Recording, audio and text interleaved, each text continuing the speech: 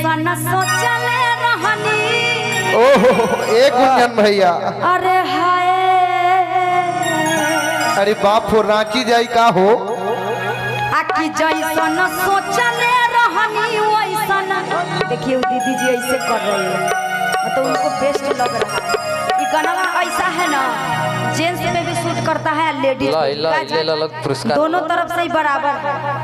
अरे कि जैसन सोचले रहनी। अरे हाय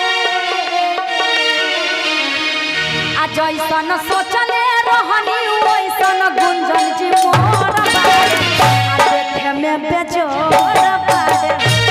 जैसन सोचले रहनी वैसन गुंजन जी मोर बारे। देखे में बेजोर बारे। गोरे छोरहन पातर मोटा थोड़ा बारे।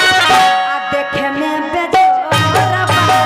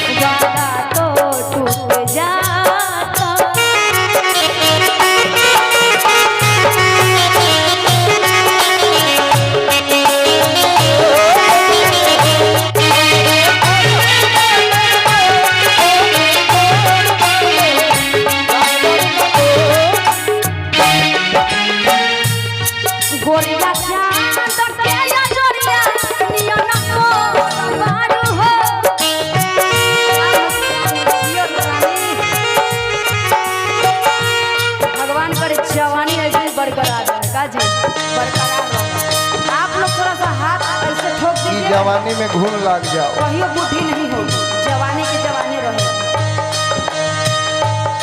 गोरिया मिलावत रहो चांद सही। के अजरिया नियन मारू है। गोरिया चांद के अजरिया नियन गोर मारू है। तोहर गोर के हुने के जोर मारू है। तोहर गोर के हुने के जोर मारू है। गोरिया चांद के अजरिया नियन गोर मारू है। गोरिया चांद के अजरिया नियन गोर मारू है। केहू नहीं के जोर मारू है। केहू नहीं के बिगोर मारू है।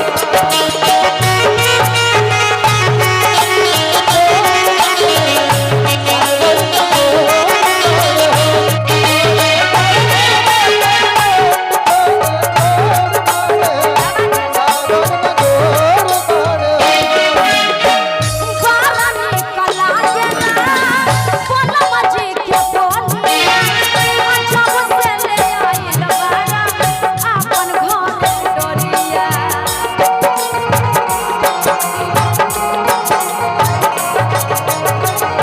जब से ले आइल बारा आपन घर डोलिया।